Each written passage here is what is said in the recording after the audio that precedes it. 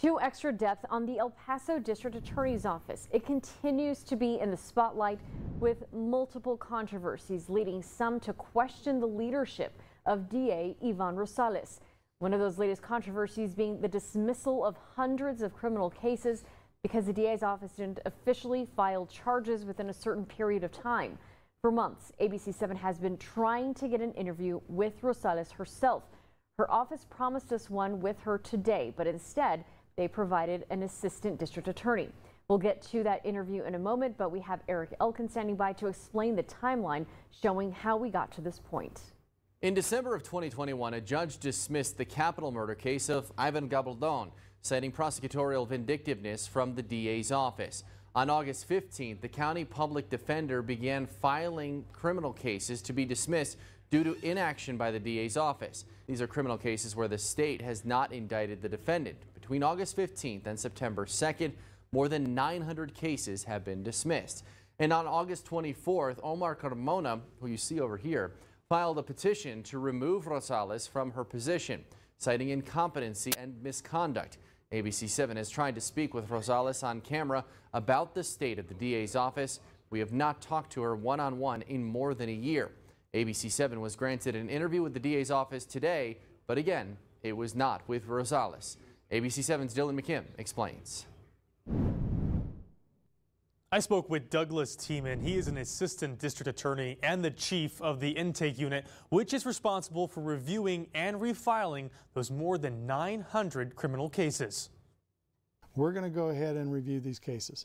Nobody wants to see crimes in El Paso any more than the rest of us. The message from El Paso Assistant District Attorney Douglas Tiemann, as his office has more than 900 criminal cases to review and possibly refile, after those cases were dismissed because the DA's office didn't officially file charges in time. Some of the cases include aggravated assault, driving while intoxicated, and online solicitation of a minor. Tiemann says his office has refiled about 80 of those cases and have identified about 420 more to refile as the screening process continues. But how did things get like this? Tiemann says his office processes about 900 cases a month, but last year they were only processing about 500 cases. In 2021, it was 500 cases being processed a month.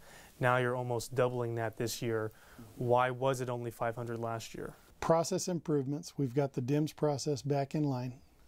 We have the ability of people to go ahead and help us out. The DIMS process is a program designed to file charges faster. It was suspended for a time in 2021. On the first day of these case dismissals, the DA's office said the situation was, quote, unprecedented but not unique, as the same actions are being taken by defense attorneys across the state of Texas. ABC7 reached out to district attorneys across the state. We received responses from the offices representing Hidalgo, Travis, and Dallas counties, all saying they were not experiencing what was happening in El Paso. We are juggling it. As the intake department plays catch up with the 900 dismissed cases, more crimes are committed and presented to the DA, meaning more work for the department. Yes, the juggling of the incoming cases as well as the ones that were part of this dismissal process. It's a handful. Tiemann says attorneys and staff from every department in the DA's office are helping with the process. Does that take away other responsibilities in day-to-day operations? It's in addition to their responsibilities. It is in addition. That sounds concerning to me. Does that sound concerning to you? I don't think you should be concerned about that because they are able to go ahead and juggle these activities. As attorneys and staff work long days to keep up with added work and their day-to-day responsibilities, where is the district attorney? Tiemann says she's actively involved. Is she here in those long days with you?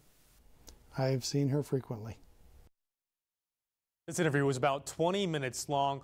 We will have an extended version of this interview this Sunday night on ABC7 Extra. Stephanie? All right.